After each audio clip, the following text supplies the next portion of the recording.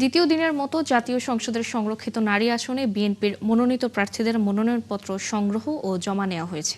এখন পর্যন্ত 7 শতাধিক মনোনয়নপত্র সংগ্রহ করেছে বলে জানিয়েছেন দলের সিনিয়র যুগ্ম মহাসচিব রুহুল কবির রিজভী। শনিবার কেন্দ্রীয় কার্যালয়ে তিনি আরও জানান, বিগত দিনে আন্দোলন সংগ্রামে জড়িতদেরকেই বেছে নেওয়া হবে মনোনয়ন দেওয়ার ক্ষেত্রে।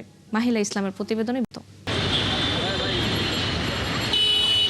বিএনপির নয়াপল্টনে কেন্দ্রীয় কার্যালয়ে দ্বিতীয় দিনের মতো ত্রয়োদশ সংসদের সংরক্ষিত নারী আসনের মনোনয়ন বিক্রি শুরু হয় সকাল 10টায়, চলে বিকেল পর্যন্ত। রবিবারেও চলবে মনোনয়নপত্র বিক্রি ও সংগ্রহ।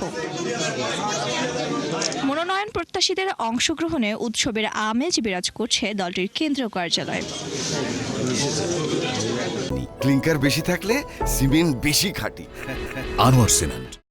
প্রায় 1.5 যুগে গ্রেফতার, নির্যাতন, নিপীড়ন সহ্য করে যারা আন্দোলনে থেকেছেন তাদেরকেই বিবেচনা করবে দল, এমনটাই চাইছেন মনোনয়ন প্রত্যাশীরা। ফ্যাসিস্ট সরকারের ভূমিকার বিরুদ্ধে আমরা কাজ করেছি সম্মুখ সারিতে থেকে, ভয়ভীতি উপেক্ষা করে ভবিষ্যতেও নতুন বাংলাদেশ নির্মাণে অংশীদারিত্ব হতে চাই। যুগের সাথে তাল মিলিয়ে যুগোপযোগী ভূমিকা রাখার জন্য ভূমিকা রাখতে হবে।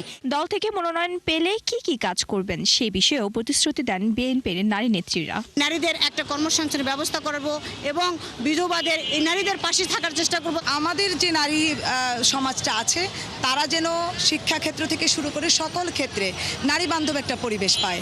এই বিষয়ে বিএনপির সিনিয়র যুগ্ম মহাসচিব রুহুল কবির রিজভী বলেন, গণতান্ত্রিক প্রক্রিয়ায় সংসদ সদস্য নির্বাচন করছে বিএনপি। যে গণতান্ত্রিক রীতিনীতি অনুযায়ী বরাবরই বিএনপি যেভাবে তার সংসদ সদস্যদের বাছাই করেন, ঠিক একইভাবে এবারও সেই পদ্ধতিটি অবলম্বন করা হচ্ছে।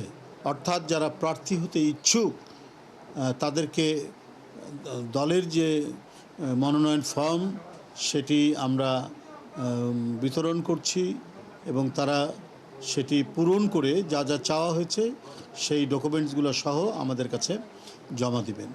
এই নির্বাচনে 50টির মধ্যে বিএনপি নেতৃত্বাধীন জোট পাবে 36টি আসন, জামাত নেতৃত্বাধীন জোটের 13টি আর স্বতন্ত্র থেকে 1টি আসন পাবে।